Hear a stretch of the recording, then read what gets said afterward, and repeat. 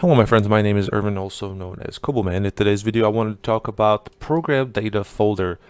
This is different from AppData folder, which is something I talked about in my previous video. If you're interested in that, there will be a pop-up link right up here, also at the end of the video. It's totally different because it's not user specific. So what do I mean by that? So let's go ahead and find our ProgramData folder. If we go to root of C, ProgramData folder is actually within here, but you can't see it because it's set to be a hidden object. If you enable hidden items, ProgramData folder will show up. So it's root of C and then ProgramData. Once we go inside of it, you can see there are a bunch of different folders in here. So what is this used for? In my personal experience, especially when it comes to desktop support or PC support or any kind of administration, related to ProgramData that it's not user specific. So for example, let's say we have an antivirus software, which in this case, this is it right here, ImmuneNet. This is what I have installed on this computer. If we go inside of it, what we'll have will be just simple data that's shared across all users that are using this computer. So you can see here, all it is just an installation part of it, right? So this is where it stores it. However, some older applications will actually have an entire application installed within ProgramData, and then it's then used and shared by all users that are using this computer. Again, this is different from AppData, which consists of configuration files, and it's found under local profiles.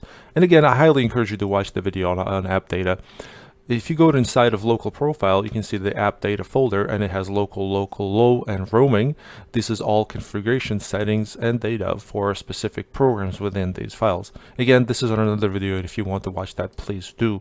So if we go back to local C and root of C and ProgramData, it will have similar files within here. This could be anything from entire application that's shared across all users that are using this computer, or configuration settings like so. You can see there's a bunch of them here, right?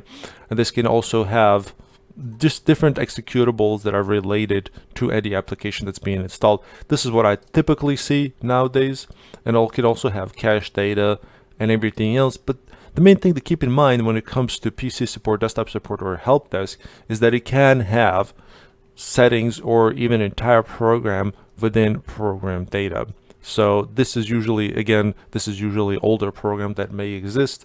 Again, this is used for shared data across all of the users that are using this computer, and most of the time it's just data that you don't have to worry about. Again, if you go into any of these, you can see that it's just mostly just temporary data that you don't necessarily have to worry about or backup, because it's shared, right? So whenever user, is logged into this computer and they're using a new profile, they will have access to that.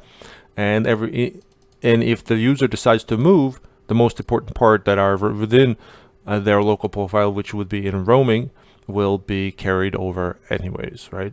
So there you have it, guys. Now you know in a nutshell what ProgramData consists of and what its purpose is. Alright guys, thank you so much for watching. If you like this video, please like it, share it, leave a comment. I'll answer any questions you may have. Don't forget to subscribe. Have a good day. Bye-bye.